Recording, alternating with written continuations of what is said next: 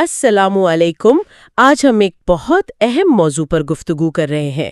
ہمارے پاس رسول اللہ صلی اللہ علیہ وسلم کی شان رحمت و اخلاق کے عنوان سے کچھ اقتباسات ہیں۔ وعلیکم السلام۔ جی بالکل۔ تو ان ذرائع کی روشنی میں ہم کوشش کریں گے کہ پیغمبر اسلام حضرت محمد صلی اللہ علیہ وسلم کی شخصیت کے خاص پہلوؤں کو سمجھیں، خاص طور پر آپ صلی اللہ علیہ وسلم کی رحمت، اخلاق اور زندگی کے کچھ واقعات۔ جی، مقصد یہی ہے کہ ان کی گہرائی کو سمجھا جائے۔ بالکل، صرف واقعات دہرانا نہیں، بلکہ یہ دیکھنا ہے کہ آپ صلی اللہ علیہ وسلم کی بنیادی صفات، جیسے وہ مشہور لقب ہے رحمت للعالمین، جی ہاں، وہ آپ صلی اللہ علیہ وسلم کی زندگی میں کیسے نظر آتا تھا اور آج ہم ان سے کیا سیکھ سکتے ہیں۔ انشاءاللہ اہم نکات ضرور سامنے آئیں گے۔ تو آئیے اسی لقب سے شروع کرتے ہیں جس کا ذکر قرآن میں بھی ہے، رحمت للعالمین، تمام جہانوں کے لیے رحمت۔ یہ صرف ایک خطاب نہیں لگتا، یہ تو پوری شخصیت کا خلاصہ ہے۔ بالکل، آپ نے صحیح کہا۔ یہ غیر معمولی طور پر جامع لقب ہے۔ قرآن کریم میں اللہ تعالیٰ فرماتا ہے، اور ہم نے آپ کو تمام جہانوں کے لیے رحمت بنا کر ہی بھیجا ہے۔ جی، اب یہاں دلچسپ بات یہ ہے کہ عالمین یعنی جہانوں کی وسعت پر غور کریں۔ یہ صرف انسانوں یا مسلمانوں تک محدود نہیں۔ اچھا، جی نہیں، بلکہ تمام مخلوقات، تمام زمانے، تمام مقامات، سب اس میں شامل ہیں۔ تو یہ تصور ہی آپ صلی اللہ علیہ وآلہ وسلم کی شفقت اور ہمدردی کے جو عالمگیریت ہے نا، اس کو ظاہر کرتا ہے۔ سبحان اللہ۔ اور اسی رحمت کا پھر عملی اظہار وہ آپ صلی اللہ علیہ وسلم کے اخلاق میں نظر آتا ہے۔ قرآن نے خود گواہی دی، بے شک آپ عظیم اخلاق کے مالک ہیں۔ جی، سورۃ القلم میں۔ عظیم اخلاق، جب اللہ تعالیٰ خود یہ کہہ رہا ہو تو اس سے کیا مراد لی جا سکتی ہے؟ مطلب اس کی گہرائی کیا ہے؟ دیکھیں، خلق عظیم یا عظیم اخلاق کا مطلب صرف اچھے آداب نہیں ہے، بلکہ یہ کردار کی وہ بلندی اور پختگی ہے جو ہر حال میں قائم رہے۔ ہر حال میں؟ جی، اس سے مراد آپ صلی اللہ علیہ وسلم کی عادات، آپ کا مزاج، آپ کا رد عمل، آپ کا رویہ، غرض ہر وہ پہلو جو انسانی تعلقات سے متعلق ہے، یہ ایک ایسا معیار ہے جو وقت اور حالات کے بدلنے سے نہیں بدلتا۔ صحیح۔ تو یہ محض تعریف نہیں، بلکہ ایک پیمانہ مقرر کیا گیا ہے کہ بہترین انسانی کردار کیسا ہوتا ہے، اور یہ براہ راست رحمت للعالمین سے جڑا ہوا ہے۔ آپ صلی اللہ علیہ وسلم کا عظیم اخلاق ہی دراصل اس رحمت کا عملی نمونہ تھا۔ یہ بات بہت اہم ہے کہ کردار کی یہ گواہی صرف قرآن یا بعد کے لوگوں نے نہیں دی، نبوت کے اعلان سے بھی بہت پہلے۔ جی جی بالکل۔ مکہ کا معاشرہ وہ خود آپ صلی اللہ علیہ وسلم کو الصادق یعنی سچا اور الامین یعنی امانت دار کہتا تھا۔ یہ القابات تو جیسے ایک کردار کی بنیاد کا اعلان ہے۔ یقیناً، اور اگر ہم اسے بڑے تناظر میں دیکھیں نا، تو یہ القابات معاشرے نے اس وقت دیے جب آپ صلی اللہ علیہ وسلم نے کوئی دعویٰ نہیں کیا تھا۔ یہ آپ کی ذاتی دیانت، سچائی اور بھروسے کی ایک طرح سے غیر جانبدارانہ گواہی ہے، اور اس کی اہمیت اس وقت اور بھی بڑھ جاتی ہے جب ہم دیکھتے ہیں کہ بعد میں جب آپ صلی اللہ علیہ وسلم نے نبوت کا دعویٰ کیا تو آپ کے شدید ترین نظریاتی مخالفین بھی وہ بھی آپ صلی اللہ علیہ وسلم کی ذاتی سچائی یا امانت داری پر انگلی نہیں اٹھا سکے۔ وہ پیغام کو تو رد کرتے تھے، مگر آپ صلی اللہ علیہ وسلم کی ذات پر بددیانتی کا الزام نہیں لگا سکتے تھے۔ یہ غیر معمولی بات ہے۔ واقعی؟ جی ہاں، ان کی امانتیں بھی اکثر آپ صلی اللہ علیہ وسلم کے پاس ہی رکھی جاتی تھی، نبوت کے اعلان کے بعد بھی۔ کمال ہے۔ اچھا، ذرائع میں دوسری صفات کا بھی ذکر ہے، جیسے تواضع اور سادگی۔ یہ کیسے ممکن تھا کہ عرب کے طاقتور ترین انسان بننے کے باوجود آپ صلی اللہ علیہ وآلہ وسلم کی زندگی اتنی سادہ رہی؟ یہی تو آپ صلی اللہ علیہ وسلم کے کردار کا کمال ہے۔ آپ دیکھیں، فتح مکہ کے بعد آپ صلی اللہ علیہ وسلم عرب کے سب سے بااثر فرد تھے، لیکن زندگی میں کوئی تبدیلی نہیں آئی۔ آپ صلی اللہ علیہ وسلم زمین پر بیٹھ جاتے، اپنے کپڑوں اور جوتوں کی خود مرمت کر لیتے، گھر کے کام کاج میں ازواج مطہرات کی مدد کرتے، اور عام لوگوں میں ایسے گھل مل جاتے کہ باہر سے آنے والا پہچان نہیں پاتا تھا کہ ان میں اللہ کے رسول صلی اللہ علیہ وآلہ وسلم کون ہیں۔ اچھا، یہ تواضع اختیاری تھی۔ یہ اس بات کی علامت تھی کہ اصل بڑائی عہدے یا طاقت میں نہیں، بلکہ کردار اور خدمت میں ہے۔ اور یہی رویہ پھر کمزور طبقوں کے ساتھ بھی نظر آتا ہے۔ ذرائع بتاتے ہیں کہ آپ صلی اللہ علیہ وآلہ وسلم بچوں سے خاص شفقت فرماتے تھے۔ جی ہاں بالکل۔ اس معاشرے میں جہاں بیٹیوں کو زندہ دفن کرنے کا رواج تھا اور بچوں کو اکثر نظر انداز کیا جاتا تھا۔ آپ صلی اللہ علیہ وآلہ وسلم کا بچوں کو گود میں لینا، ان سے پیار کرنا، ان کے ساتھ کھیلنا، یہ ایک انقلابی عمل تھا۔ صحیح۔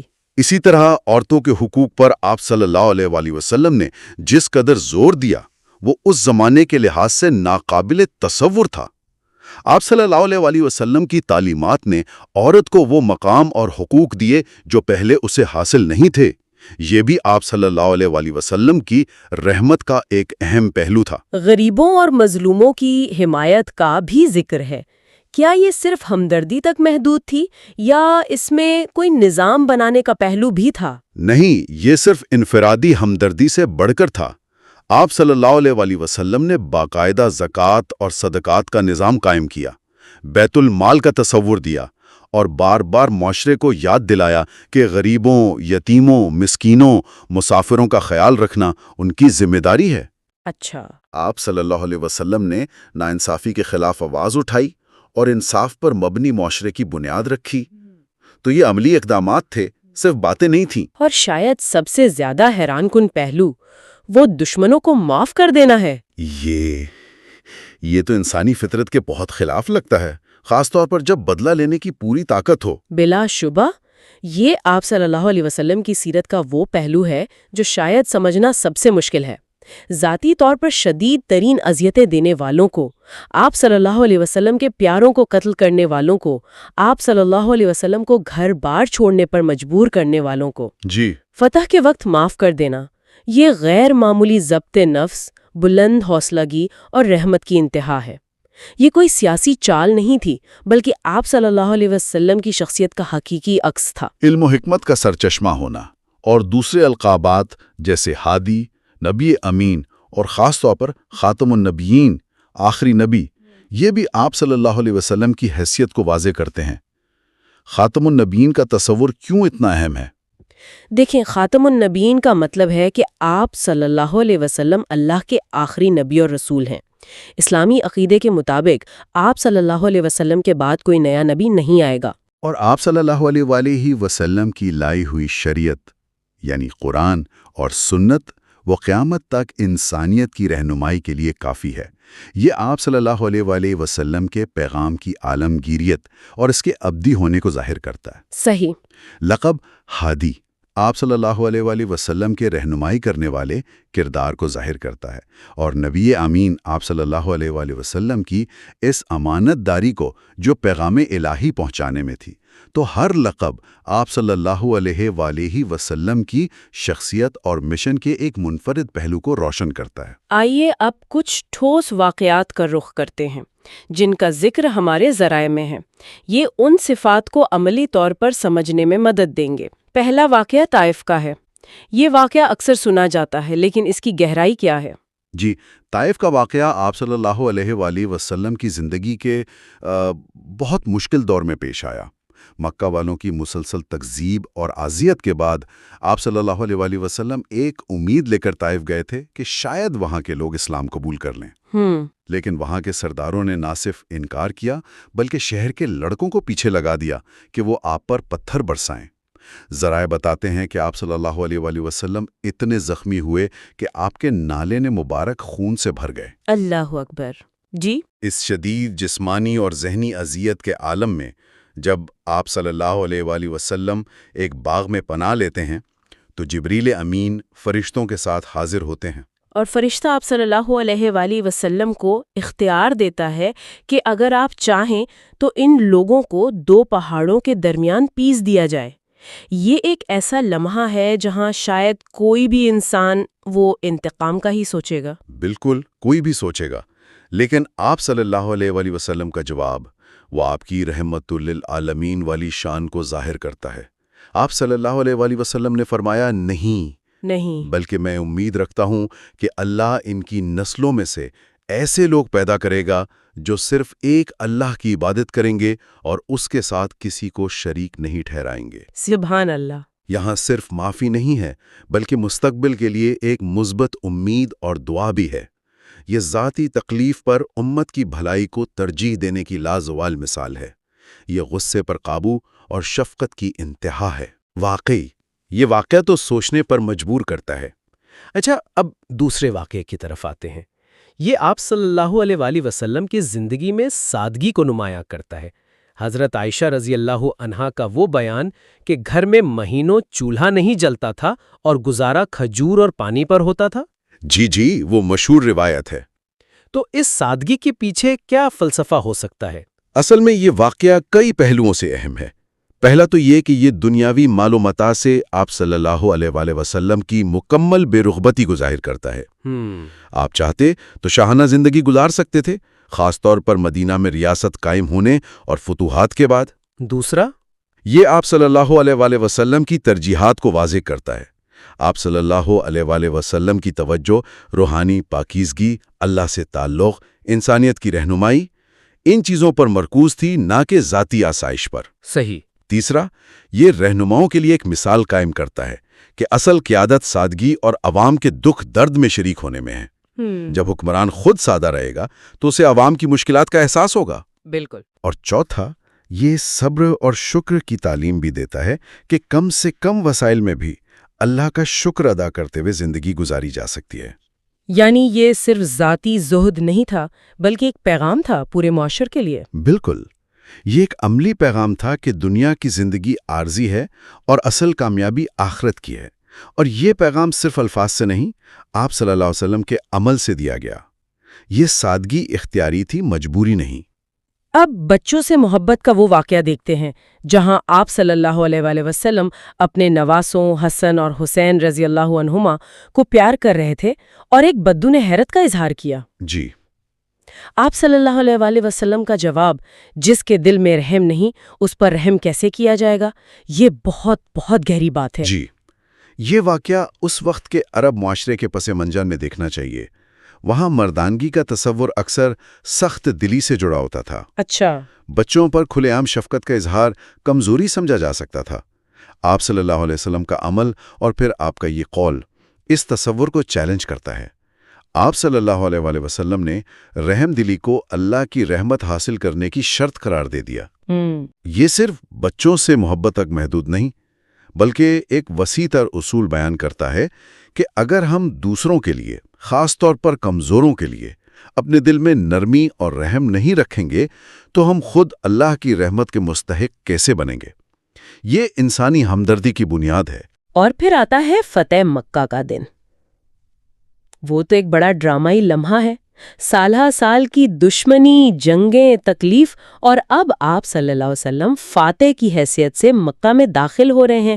سب کو بدلے کا خوف تھا۔ یقیناً وہ لوگ سامنے کھڑے تھے جنہوں نے آپ صلی اللہ علیہ وسلم اور آپ کے ساتھیوں پر ظلم و ستم کی انتہا کر دی تھی، ہجرت پر مجبور کر دیا تھا، جائیدادیں چھین لی تھیں، قریبی ساتھیوں کو شہید کر دیا تھا۔ جی، جنگی تاریخ کے اصولوں کے مطابق تو ان سب کو سخت سزا ملنی چاہیے تھی۔